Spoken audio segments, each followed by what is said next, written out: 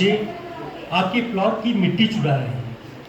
मैंने भी देखना चाहा, देखा कि छोटे छोटे बर्तनों में बच्चे मिट्टी भरकर ले जा रहे थे। वे उन्हें गमलों में सजा रहे थे। कुछ गमलों में तो सुंदर सुंदर फूल भी खिले हुए थे। कुछ पल के लिए तो लगा कि ये सारे फूल मेरे हैं, क्योंकि वे मेरे प्लॉट की मिट्टी में उगे हुए हैं।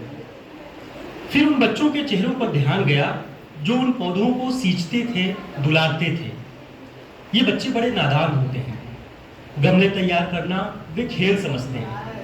उन्हें नहीं पता वे मिट्टी चुराकर फूल खिलाते हैं। जब उन गमलों में खिले फूल देखता हूं तो उन फूल जैसे बच्चों के चेहरे याद आते हैं। तब मन हंसकर कहता है, ले जाओ, सारी मिट्टी चुरा कर ले जाओ, सारी मिट्टी को फूल बना दो, नहीं तो ये सारी मिट्टी शहर के बोझ तले दफन हो जाएगी। बच्चों, जब जमीन पर इमारतें उग आएं तो उन इमारतों के सिर पर एक गमला मिट्टी भरकर रख देना, ताकि उन्हें एहसास रहे कि मिट्टी ही सत्य है, मिट्टी ही शाश्वत है। एक छोटी कविता और है।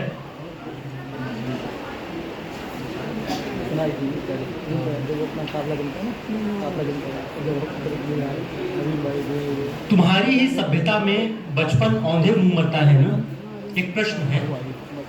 हे भाई, औंधे मुंह मृत पड़ा एक बच्चा सीरिया की तबाही में। समुंदर के पानी से उसकी लाश फूल कर गुप्त हो गई है। बच्चा फिर औंधे मुंह लटका है साइकिल के हैंडल पर, लेकिन मरा नहीं है, मरने की अवस्था में है। ए भाई, तुम ऐसा क्या करते हो जिससे ये बच्चे तुम्हारी सभ्यता की चौखट पर औंधे मुंह मरने को मजबूर हैं?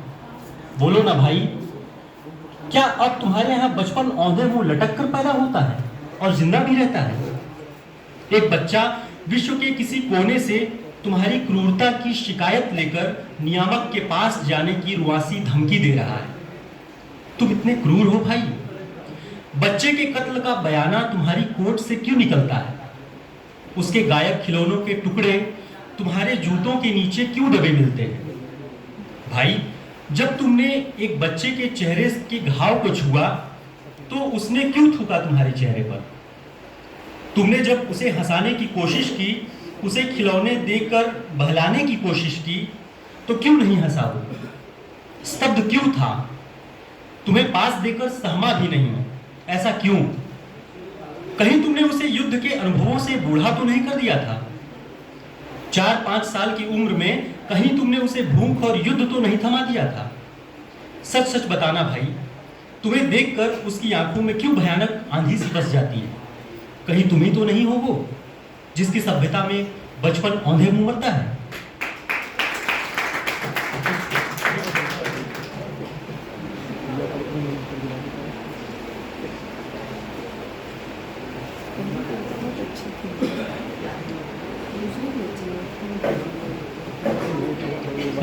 कविता का शीर्षक है लौह तर्पण।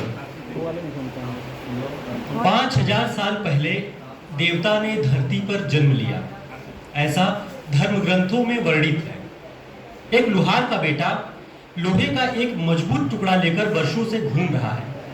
कहते हैं वो बावला हो गया है। उसे उस लोहे में इंसान के खून की गंध आती है। उसने जब से महाभारत के युद्ध की कथा सुनी है, तब से वो उस भूमि की तलाश में घूम रहा है जहां देवता ने युद्ध का व्यूह रचा था, जहां कुछ गिने चुने राजाओं के अलावा लाखों करोड़ों सैनिकों के रक्त बहे हैं।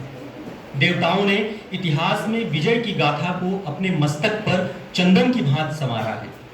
उनकी अस्थियों के नाम पर मंदिर बने, पर वे जिनकी माओं, बहनों और पत्नियों ने कभी राज्य लोक का स्वप्न भी न देखा था, युद्ध भूमि में मांस के टुकड़ों में बदल गए। उनकी अस्थियां मिट्टी में मिल चुकी हैं। लोहार का यह बेटा अपने खानदान के पूर्वजों के 5000 साल पुराने अवशेष ढूंढने निकला है। वह भी इतने पुराने देवता के बगल में उनकी हड्डियों का ढेर लगाना चाहता है, ताकि हिसाब लग सके राज्य और प्रतिष्ठा किसे मिली, मृत्यु और गुमनामी किसके हिस्से आई।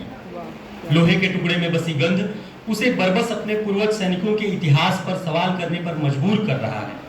कहते हैं ऐसा ही एक लोहे का टुकड़ा उसके पिता को युद्ध के मैदान में मिला था। धन्यवाद।